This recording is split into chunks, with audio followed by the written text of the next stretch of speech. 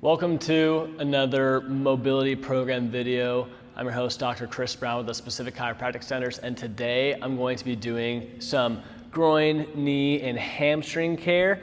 These are going to be mobility movements that you might not have done before that have really helped me stay injury-free with all the running and bodyweight movement and weightlifting that I've done to prepare for various events, particularly the crucibles. And these have been great for my joints and the inner part of my hips, outer part of my hips, knees, back of my knees. So for anyone coming off knee injury or experiencing knee pain or hip pain, these are things that we can do at home to complement your care at the Specific Chiropractic Centers that will be really able to help promote what it is you're trying to do, and will actually kind of stick in. So these are going to be about 4 to 5 movements that I have kind of planned out for you guys.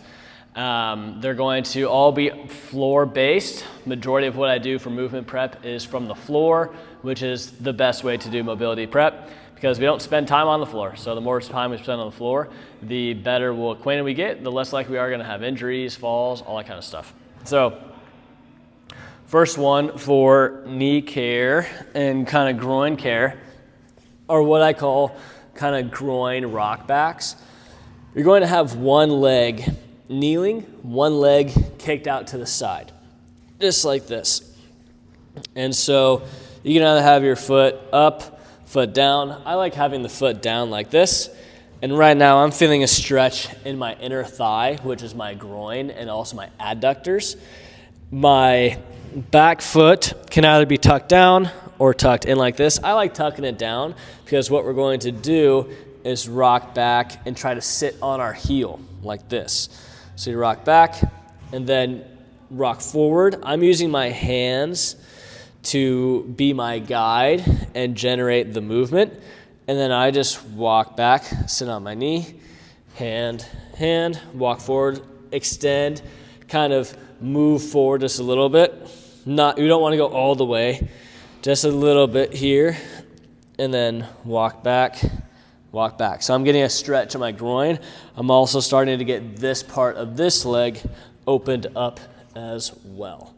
Now we can do the same thing on the other leg.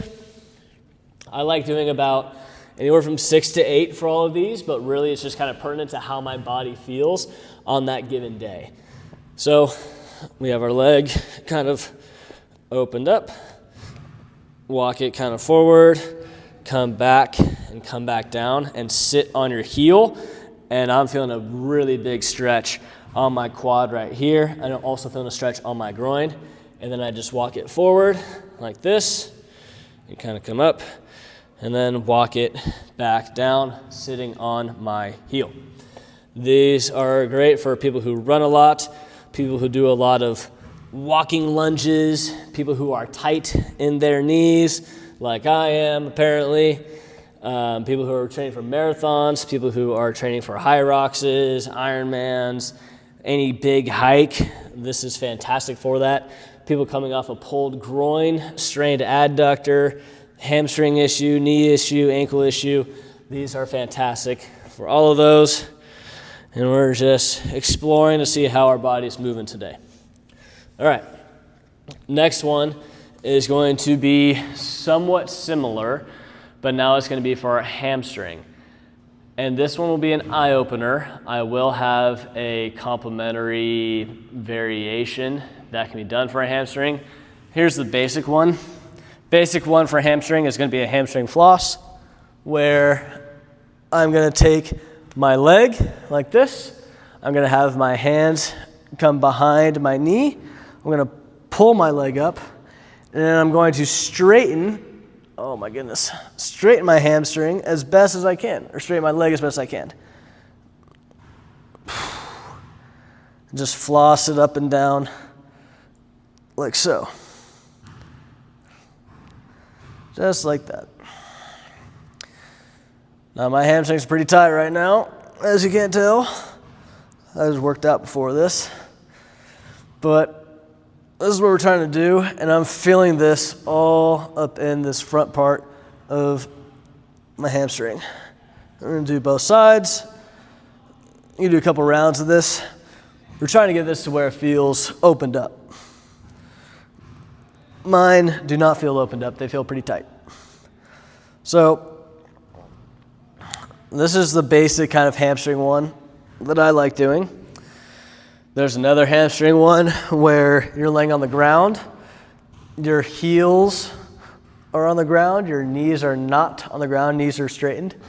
And here, what we're going to do is we're going to take our butt and our spine, we're going to take our butt off the ground, so it's just basically my back and my heels are on the ground, and right now I'm feeling a stretch behind my knees. You hold it up for about 3 to 5 seconds, then you go back on the ground, and then you lift back up like this.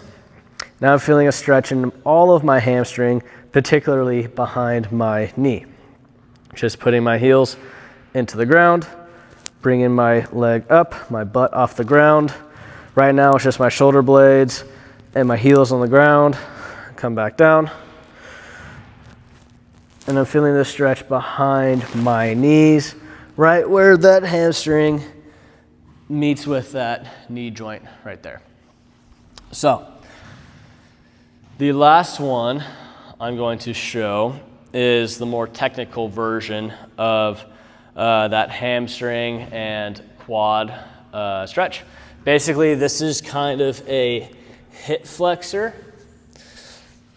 This is going to be a hip flexor stretch, deep part of our hamstring, and then it's going to transition towards back of your knee and quad.